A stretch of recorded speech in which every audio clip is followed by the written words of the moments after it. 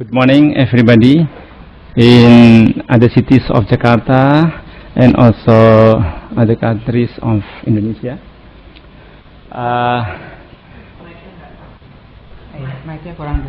Okay, sorry. Can you hear me? Yes. Okay. I was asked to talk about the Islamic perspective on the HIV prevention, and I tried to prepare some material. First of all, I want to talk about the HIV prevention versus the stigma and discrimination, because the langsung. Okay. Okay. The prevention is HIV prevention is an important mean in public health, I think, to slow down the AIDS epidemic and minimize its medical and social impact to the community. That's very, very important. And before we discuss further, I would like to contrast between prevention and stigma and discrimination. The reason is because, in my opinion, stigma and discrimination will become a big barrier to build a foundation of any program on prevention of HIV infection.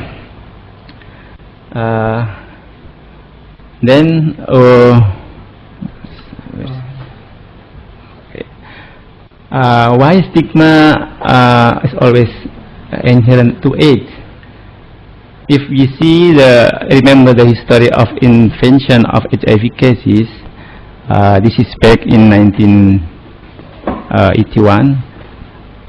The first case of AIDS, they have what in Indonesia maybe we call it black history or the negative history, because in the beginning of epidemic, the first case are young people, homosexual, and sexually active in Los Angeles in 1981.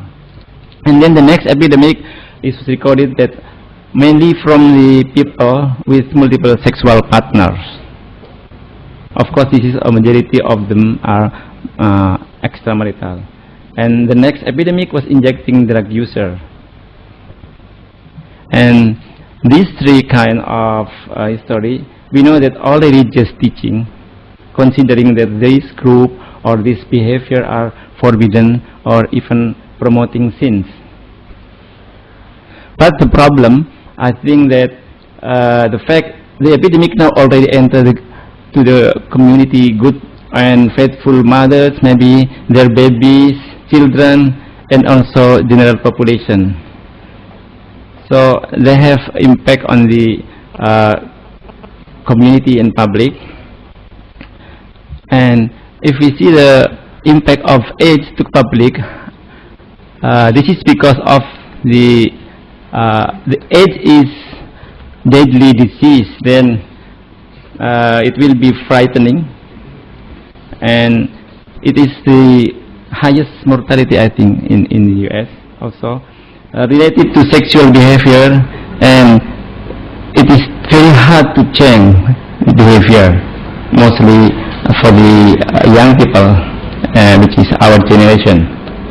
And of course, this will be negative impression from all, I think, all religious, from the point of view of religious.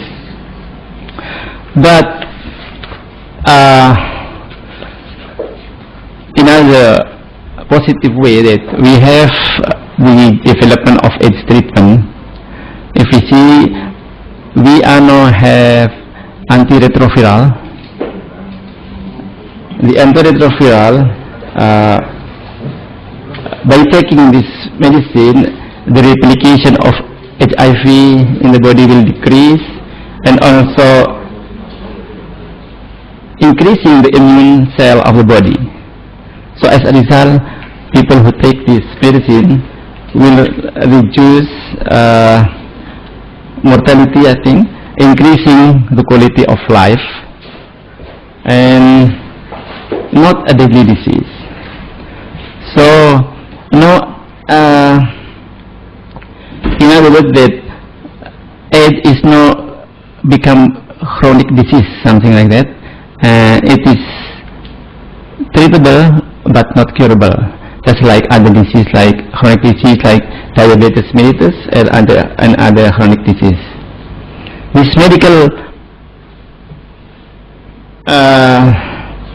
medical development, I think, should be as a departure of our step in combating AIDS, especially in building awareness and prevention of the HIV prevention.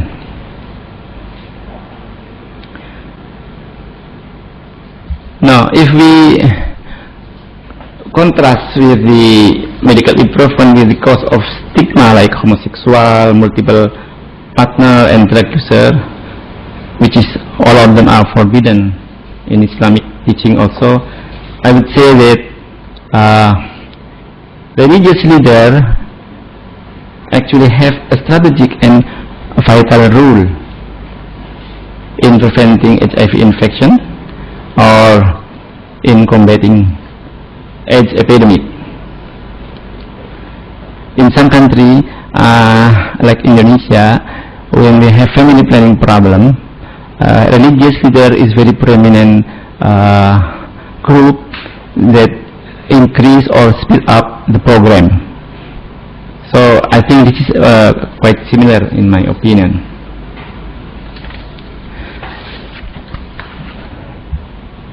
Islamic teaching, as we all know that some of the teaching is caring and helping sick people is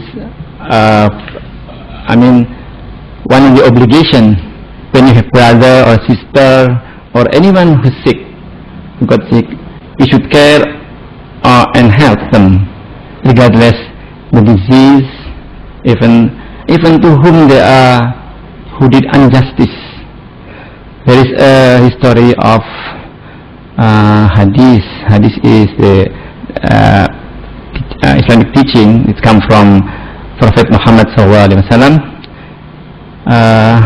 The follower asked, how can I help the man who did injustice or even brutally? And Prophet Muhammad said that if you prevent them from doing that, it means you help them. That is the teaching of the Islamic, some of the Islamic teaching. And it was also said that Islam is very much respect to human dignity. Again, this is very good Islamic teaching, which sometimes we don't realize that. And we are also strongly encouraged to act and behave without prejudice, inequity and inequality, regardless religion, race, health status, educational status and social status. And also there is a teaching that said there is no superiority among us, among people, to Allah, and the best of us is depend on taqwa. Taqwa is like obedience to the Allah, and so that we as Muslims have to respect to women's or wife's rights. There is no domestic violence in their family. All of them, what I quote is I try to have in Quran. It is Surah 17, verse 17, something like that. I forgot the name. Al-Isra, and Surah 49 is Al-Hujarat, and Al-Ma'idah, since 8. So this that is the summary. In the family also, in regard to the respecting the woman dignity and right, Prophet Muhammad said that in Arabic, the La tadribu imarat Allah, or another story is that Laisa bikhyarikum man daraba imradahu, mean that in the family we have to respect to the woman and wife, and there is no violence, there is no physical abuse. So even in Islamic teaching that the heaven is under the step of the mother. So I mean we are highly respecting to the woman. So this role of religious leader, I think the religious leader should find other quotation from Islamic teaching, might be Quran or Hadith, that can minimize the stigma on the people living with AIDS. People who are living with AIDS is just human who need help, and in Islamic teaching we should help them. Instead of marginalizing those groups, our role is to help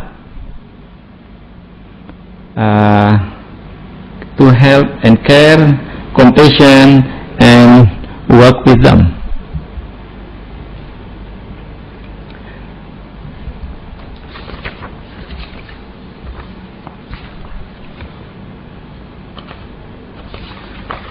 And we know that some of the Islamic group or scholar, they are very hard to work with program or activities that will contribute to the AIDS epidemic.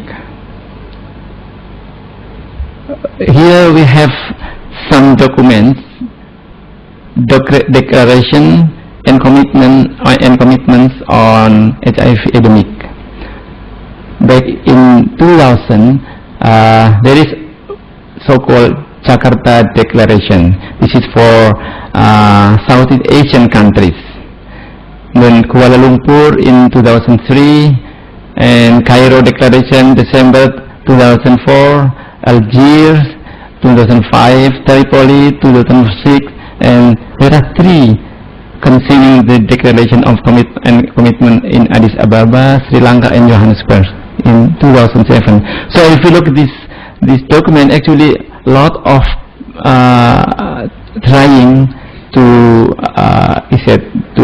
discover or to combat the AIDS. But now, what is in reality? That all of them, I mean, the declaration and commitment still on paper. So what's important, I think, is the action. How do we start to build program on awareness of prevention of HIV infection in the community? And I think we are as public health activities or anyone who are active in the AIDS prevention could conduct any program doing something that maybe can help the slowing the AIDS epidemic. One of the philosophy I quoted from Tao, that if you want to help the people, you should go to the people, live with them. Otherwise, you don't know how their situation. Love them, learn from them. We don't have to pretend. We don't have to feel that we know more than them. Actually, they know more than us. So start with what they have and build on what they know. That is one of the philosophy of helping people with the problem, because if you go to the field, especially for the people with AIDS, it is very hard to have close relation. And I think this was my short presentation. In conclusion, we should understand the HIV/AIDS as humanity problem, or maybe health problem also. And awareness and prevention could not be built based on stigma and discrimination. From the point, from the religious point of view, this should be discarded. And we can start doing something, not only talking. In Islamic word, we call it da'wah bil hal or da'wah bil amal. It means that we have to contribute not only by talking but doing something. And another suggestion that we walk the talk and talk the walk. Mean implement what you are talking about and tell or share what you are doing. In Arabic we say balighu anni walau ayah. And last recommendation, I think, don't marginalize people with high risk behavior, but work and help them to stop the spread of HIV. Thank you. Okay, thank you very much, Dr. Toha Muhaimin. It's very clear presentation on the perspective of Islam on HIV and AIDS prevention. Okay, now let's go to the second resource person. We will invite now from the Philippines, Sister Torres, from the Daughters of Charity, that will inform us about the Catholic perspective on HIV and AIDS prevention and control. Sister Torres, can you hear us? Okay, Sister Torres, now it's your time. Please, you can deliver your message, your lecture to all participants. Please. Thank you. Good morning to one and all. I am Sister Amelia Torres, a daughter of charity of St. Vincent de Paul, and I am here with you to share what is the Catholic perspective on HIV and AIDS prevention.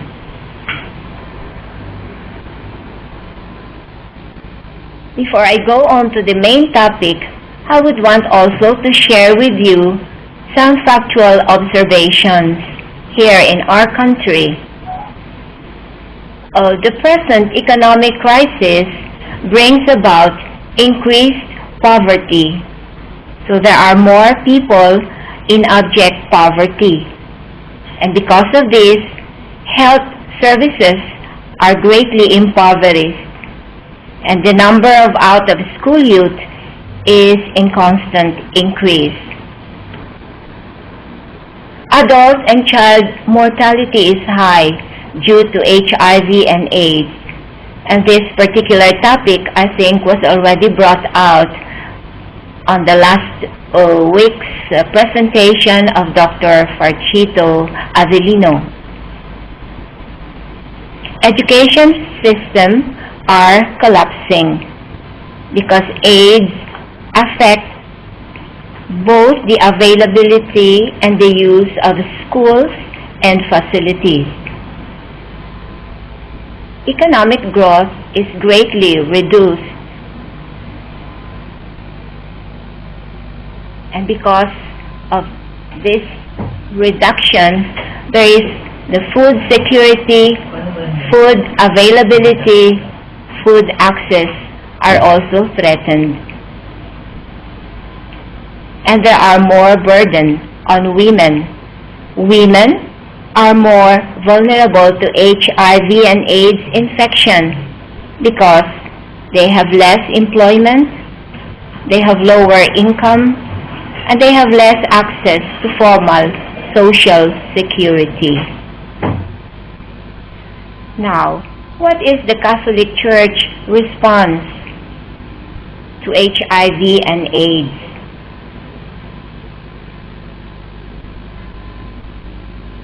As noted by our Pope John Paul II,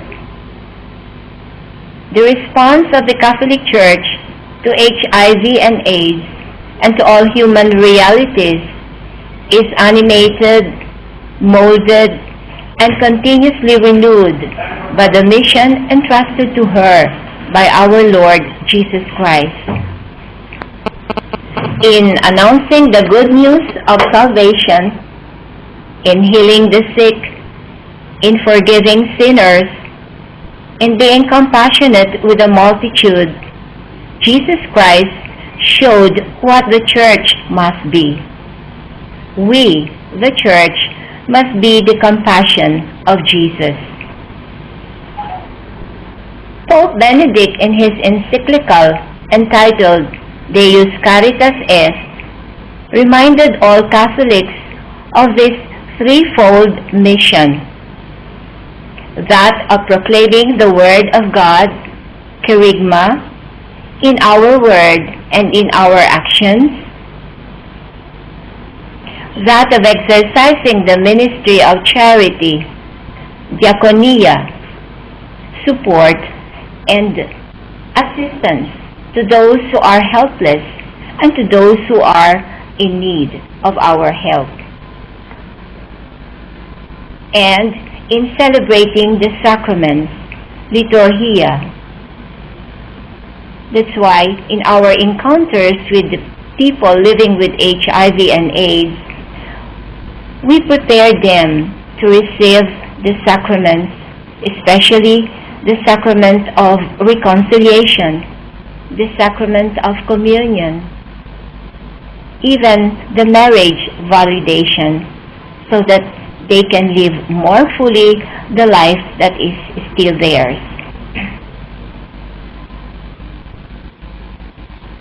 The Church also seeks to uphold and defend integrity, fidelity, and responsibility in relationships, and to accompany people and help to correctly form their consciences as they seek to discern God's will in the day-to-day demands of life in the community.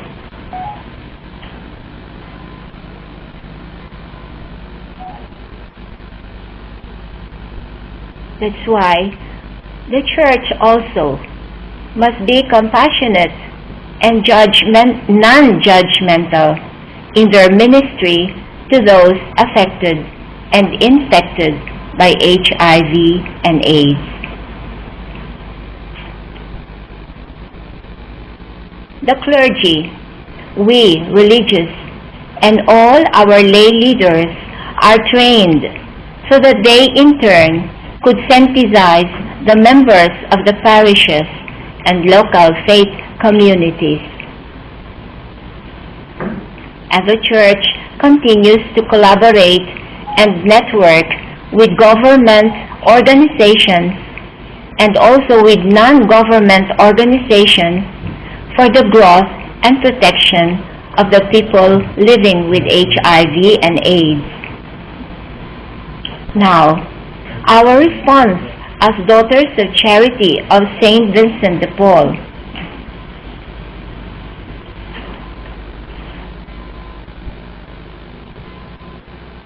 First, we do hospital visitation. And from the hospital visitation, we go to their homes and we visit their families, especially those who have been confined already and have improved and have gone home to their own families. Yes, I go to the different hospitals. One of them is the Research Institute for Tropical Medicine, and here I encounter many of our friends who are HIV positive and who are very alive and happy in their situation. And we accompany them and we minister our presence to them. We listen to them without hurry or routine. And also, with tenderness. We help the sick to lift themselves up and recognize their own self-worth. And this, for us, really gives life to them as full as possible. This picture that you see now is a picture that I had in Thailand when I visited there, our hospice, and so we were able to meet also some of the patients there. Another hospital where I go through regularly is our San Lazaro Hospital, where there are the inpatients who are positive and who have acquired already the opportunistic infections, and so they are confined for a while in that hospital. And so I visit them regularly, and I stay with them, listen to them, and talk to them, and enliven their spirit, and also tell them that there is still the best to come in their life. Also, a picture in the hospital itself where I go.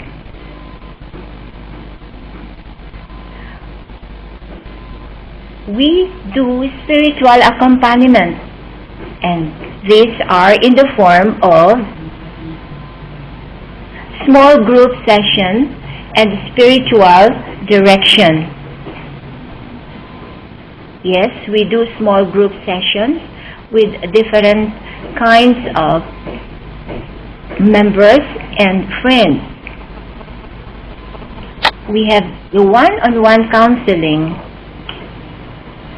where the friends who are positive are very much accepting, and so here they can really give and relive their life stories, and from their life stories bring up new hope in the life that's still theirs.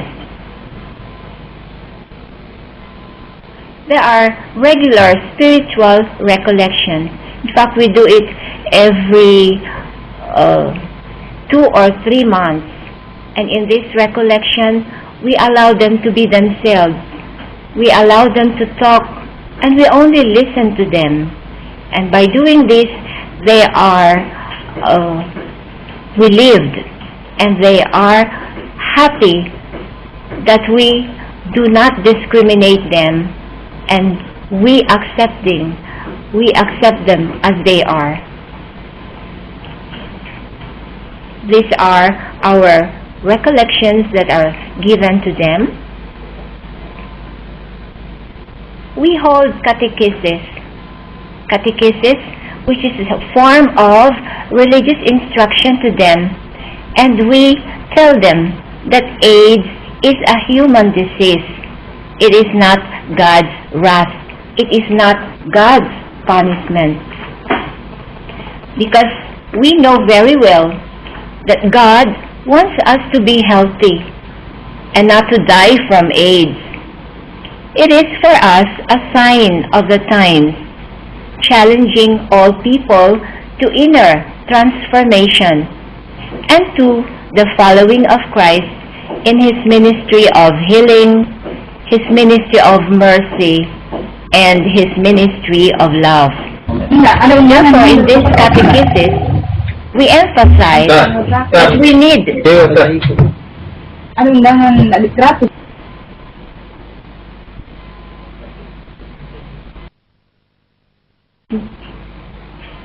catechesis that we do to them and we share with them,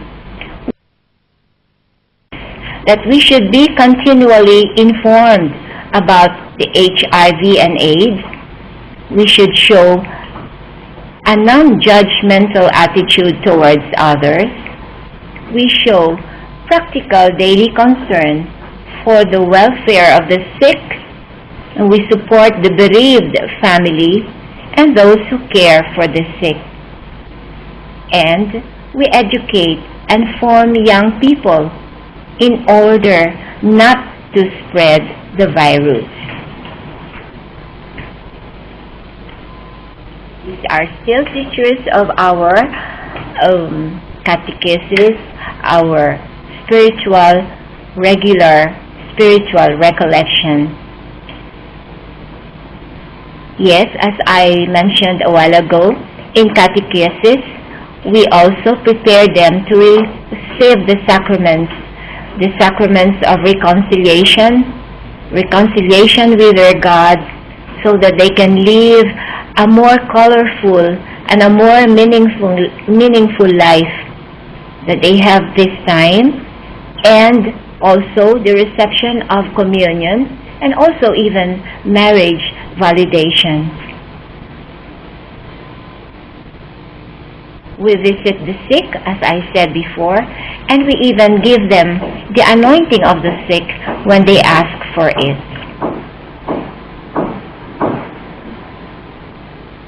The Daughters of Charity also have continuous dissemination of information on HIV-AIDS, also ongoing awareness sessions in the parish, barangay levels where we are invited.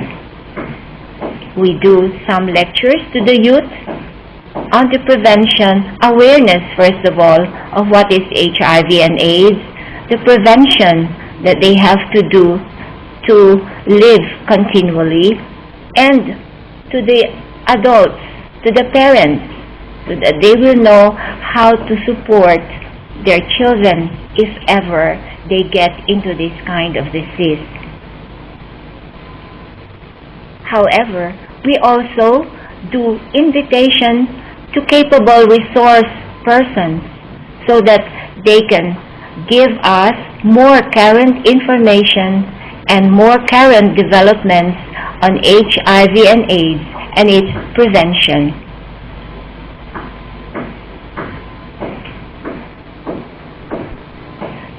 With the capable resource persons that we have, we also give training to leaders, sisters, as well as lay partners for their own capacity and capability building. Yes, we also coordinate and we closely collaborate with the Daughters of Charity with our lay co-workers in the different regions of our country regarding their programs and activities on HIV and AIDS, and implementing them with interest and sustainability. You might ask how we do this? We do this through our schools and institutions, through our religious education programs, and also in our community-based activities.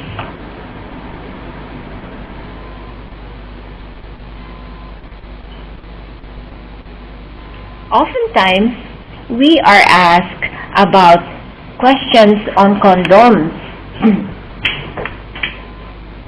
but we as the church and we as Daughters of Charity, we continue to promote and encourage sexual relationships which are based upon mutual respect, upon the dignity of the person, and mutual responsibility within the context of permanent and faithful marital relationships.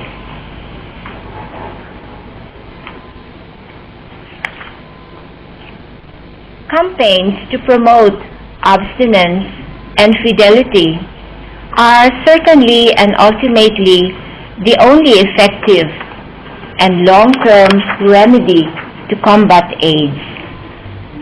We cannot emphasize enough the necessity of holding on to our moral beliefs regarding love and human sexuality, and faithfully putting them into practice. Among these beliefs is that the beauty, the mystery, and the sacredness of God's gift of human life, it reflects the very love of God, faithful and life-giving. And this marvelous gift is really a tremendous responsibility, for we should know that sexual love must be faithful, not promiscuous. It must be committed, open to life, lifelong, and not casual. And this sexual love is only reserved to husband and wife within marriage. And finally, when one lives by faith, as all followers of Christ must, one is convinced that chastity and refusal to engage in extramarital sexual activity are the best protection against HIV and AIDS. Thank you.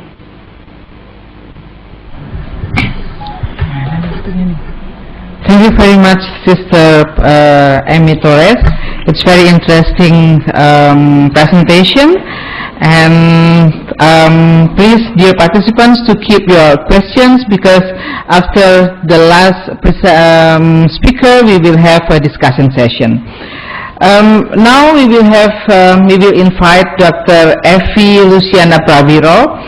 She is a medical doctor and teaching staff from the medical faculty of Tarumanagara University in Jakarta. She came here with her colleague, Mr. Untung Winarso. Both of them are the activists from the Dharmasuka Vihara in Jakarta. So now, Dr. Effie and Mr. Untung, you have your time to deliver your message. Thank you. Good morning, everyone. Today I'm accompanied by my colleague, Mr. Untung Winarso, and I shall be doing a presentation on the Buddhist perspective of HIV prevention. As you may have already known, the practice of using religion to fight against HIV or AIDS is not something new. It has been used in the past, but more recently the focus has shifted to moral support for the victims and their families, as well as epidemic prevention in the community. In 1997, Holmes stated that socialization within a tradition and culture will shape an individual's internal thinking, and this internalized form is reflected in the manifestation of a culture. And when we talk about culture, we cannot deny that religion plays a major role in it. So this model proposed by Holmes stresses the importance of religion in providing an individual with an identity. However, Meredith McGuire in her book stated that it is not the official forms of religion that is important, rather it is the religious situations itself. Therefore, if you want to understand how religion is employed as a cultural resource, we need to focus on its process. For example, how they develop a sense of community, and then how they share their religious experiences. Meredith McGuire also stated that religion has a direct impact on legitimating issues, for example through religious laws, like what is proper and improper for male or female moral norms regarding sexual behavior, physical activities, as well as domestic ways of life. In every Buddhist country in Southeast Asia, in fact I think in almost any Buddhist community, the temple is the center for the community and serves as the center for all community functions and activities. Community life itself revolves around the temple, and Buddhist monks are looked upon as spiritual leaders. The community will sometimes turn to them very often for support and